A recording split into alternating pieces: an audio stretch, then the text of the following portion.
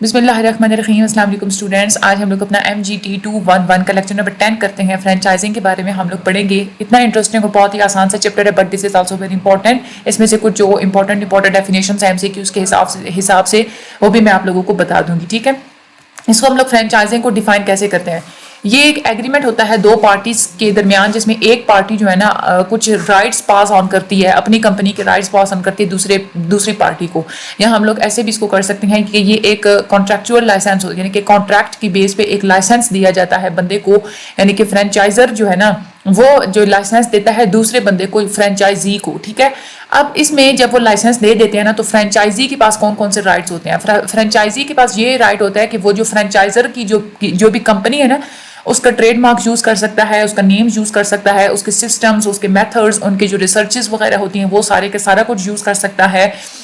और जिस कंपनी से फ्रेंचाइज ली जाती है ना फ्रेंचाइजी, उसका जो पैकिंग मटेरियल होता है ना वो भी यूज कर सकता है।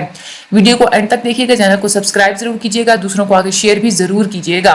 ठीक है, अच्छा आगे हम लोग चलते हैं। अगर आपने ग्रुप ज्वाइन करें तो डिस्क्रिप्शन में लिंक मौजूद है, वो भी आप लोग ज्वाइन कर सकते हैं। पार्टीज कौन कौन सी होती हैं फ्रेंचाइज के आर्ग्यूमेंट में, जो एग्रीमेंट होता है ना, जो एग्रीमेंट होता है इसमें दो पार्टीज इन्वॉल्व होती हैं। एक तो होता है फ्रेंचाइजर और दूसरा होता है फ्रेंचाइजी। जो फ्रेंचाइजर होता है ना वो कौन होता है, वो पार्टी और वो बंदा जो प्रोडक्ट्स को और सर्विसेज को अपने नाम को, अपने ट्रेड नेम को यूज करके बेचने का हक देता है ना, वो होता है फ्रेंचाइजर। ठीक है, वो हक देता है अगले बंदे को कि हाँ तुम मेरी कंपनी का जो ट्रेड नेम है ना वो यूज करके प्रोडक्ट्स बेच सकते हो। फ्रेंचाइजी कौन होता है, फ्रेंचाइजी वो होता है कि जिसको फ्रेंचाइजर हक देता है कि तुम अपनी चीज़ें और अपनी जो सर्विसेज हैं वो मेरे नाम से तुम मैन्युफैक्चर भी कर सकते हो और बेच भी सकते हो। और ये होता है कि जो फ्रेंचाइजर होता है ना वो उसको कहता है कि इतनी फीस के अगेंस्ट ही तुम ये सब कुछ कर सकते हो। एक फीस होती है, वो फीस पे करते हैं फ्रेंचाइजर को, तो फिर उसके बाद जो है ना वो फ्रेंचाइज खरीद लेते हैं और उस के नाम से चाहे वो ट्रेड मार्क या सर्विस मार्क यूज करें, ट्रेड नेम यूज करें, लोगो यूज करें या ना करें, कोई भी सिंबल यूज करें या ना करें, लेकिन वो एक जब वो फ्रेंचाइज ले लेते हैं ना तो वो एक फीस वगैरह जो है ना वो पे करते हैं और वो फिर उनके जो मेथड्स और जो पैकेज मटेरियल वो सारी चीज़ें जो है ना वो इस्तेमाल कर सकते हैं। एडवांटेजेस क्या क्या होते हैं फ्रेंचाइजिंग के।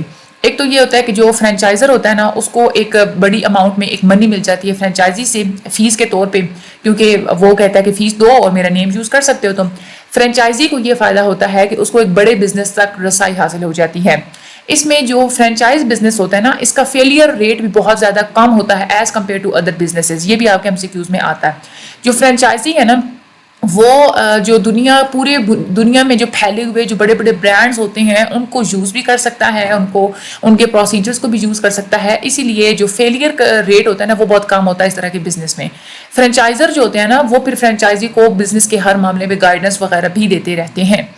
चॉइस ऑफ लोकेशन, यानी कि फ्रेंचाइजी जो होता है ना उसके पास ये चॉइस होती है कि वो जहाँ पे मर्जी जो है ना वो अपना फ्रेंचाइज खोल सकता है। फ्रेंचाइजर हमेशा मौजूद रहता है फ्रेंचाइजी की सपोर्ट के लिए हर किस्म के मामलात में। इसमें जो इंपॉर्टेंट है जहाँ जहाँ से MCQ आता है वो मैं आप लोगों को ये लेक्चर के एंड पे मैं आपको बताती हूँ। ठीक है, अच्छा डिसएडवांटेजेस क्या क्या होते हैं फ्रेंचाइजिंग के। एक तो ये है कि ये महंगी होती है, फ्रेंचाइज खरीदना बहुत ही मुश्किल काम होता है, बड़े बड़े वो ब्रांड्स होते हैं और वो बहुत पैसा लेते हैं तब जाके आप लोगों को अपना नाम यूज़ करने की इजाज़त देते हैं।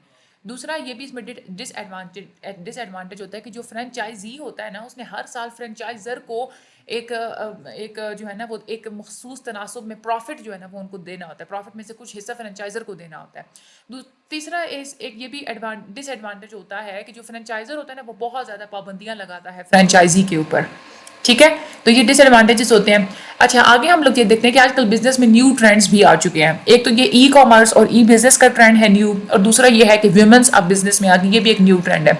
ई कॉमर्स इसको हम लोग इलेक्ट्रॉनिक कॉमर्स कहते हैं। ये एक ऑनलाइन कॉमर्स होता है, यानी कि ऑनलाइन चीज़ें खरीदना और बेचना as compare to real world commerce. अब इसमें क्या क्या होती है, आप लोग शॉपिंग कर सकते हैं ऑनलाइन, आप बैंकिंग भी कर सकते हैं ऑनलाइन, स्टॉक्स और बॉन्ड्स की जो ट्रेडिंग होती है वो भी आप घर बैठे कर सकते हैं, नीलामियाँ करना, रियल एस्टेट ट्रांजैक्शंस करना, एयरलाइन टिकट्स की बुकिंग करना, मूवी के रेंट्स लेना, कहीं सिनेमा में आपने जाना है तो उसकी टिकट खरीदना वो भी कर सकते हैं। हर चीज़ जो कि आप इमेजिन कर सकते हैं रियल वर्ल्ड में वो सारे का सारा आप लोग इलेक्ट्रॉनिक वर्ल्ड में ही वो काम सारे आप लोग कर सकते हैं। इवन के جو پرسنل سروسز ہوتی ہیں جیسے نیل کے اور جو بالوں کے جو سیلونس ہوتے ہیں وہ بھی فائدہ حاصل کرنے کی ای کامرس سے، کیونکہ وہ اپنی ویب سائٹس بنا لیتے ہیں سیلز کے لیے، ہیلتھ سے ریلیٹڈ اور بیوٹی پروڈکٹس سے ریلیٹڈ وہ ویب سائٹس بنا لیتے ہیں، نیچے ایڈریس لکھ دیتے ہیں، تو ان کو ایڈورٹائزنگ تو وہ کر رہے ہیں نا، تو وہ جو بیوٹی پروڈکٹس وغیرہ بیچنا کرنا وہ بھی سارا کچھ جو ہے نا وہ اویلیبل ہوتا ہے، ٹھیک ہے۔ اس کے بعد دوسرا جو نیا ٹرینڈ ہے ویمن کا بزنس میں، اب تو بہت ساری ویمنس آ چکی بزنس کے ایریا میں، بزنس جو ہے نا وہ زیادہ بہتر انداز میں ڈسپلے ہوگا، زیادہ ویل مینرڈ اسٹاف ہوگا، کیونکہ مینرز جو ہے نا وہ بہترین ہوتے چلے جا رہے ہیں، زیادہ نالج ہوگی کسٹمرز کی نیڈز کی، اور زیادہ جو ہے نا مارکیٹ اورینٹیڈ بزنسز، یعنی کہ مارکیٹ کے حساب سے جو ہے نا وہ بزنس لے کے چلنا، وہ سارا کچھ اب فائدہ یہ ہو رہا ہے بزنس کے سیکٹر میں۔ اس کے بعد اب گلوبل اپرچونیٹیز کی اگر ہم لوگ بات کریں تو اب لوگوں میں یہ اویئرنیس بھی ہے گلوبل مارکیٹ کے بارے میں، انٹرنیٹ بہت ہی میجر رول پلے کرتا ہے کہ آپ لوگ گلوبل لیول پہ دنیا کی کسی بھی مارکیٹ تک آپ لوگ رسائی حاصل کر سکتے ہیں۔ پاکستان میں لوگوں نے زیادہ تر جو ہے نا وہ گلوبلی سکسیس حاصل کی ہے، لیکن ابھی تک جو ہے نا وہ گلوبل مارکیٹ میں پاکستان نے ابھی تک کوئی جو ہے نا وہ کوئی برانڈ نیم نہیں بنایا، ٹھیک ہے۔ اچھا، اب جو ہے نا جو فیلئر ریٹ ہے نا بزنسز میں وہ اب کم ہو گئے ہیں، اس میں کچھ فیکٹرز ہیں کیوں کم ہو گئے ہیں، یہ بہت امپورٹنٹ ہے آپ کا۔ ایک تو یہ ہے کہ گورنمنٹ جو ہے نا وہ پریفر کرتے ہیں کہ لوگ اپنے بزنسز چلائیں، پریورٹیز دیتے ہیں گورنمنٹ اس چیز کو۔ اب گورنمنٹ زیادہ کنوینس ہو گئے ہیں کارپوریٹ سیکٹر کو، بزنس سیکٹر کو سپورٹ کرنے کے لیے، بزنسز اب زیادہ پروفیشنل گراؤنڈز پہ بنائے جاتے ہیں، یہ بھی ایک وجہ ہے کہ فیلئر جو ہے وہ کم ہوتے ہیں۔ فائنینشیل انسٹیٹیوشنز جو ہیں جو کہ مالی مدد کرتے ہیں، مختلف ادارے، ان کی طرف سے بھی سپورٹ حاصل ہے۔ اب کنٹری کی اکانومی بھی جو ہے وہ پہلے سے ذرا بہتر ہے، اور لوگ جو ہے نا وہ پروفیشنل نالج لوگوں کے پاس اب زیادہ ہے، بزنس کے بارے میں نالج حاصل کر رہے ہیں۔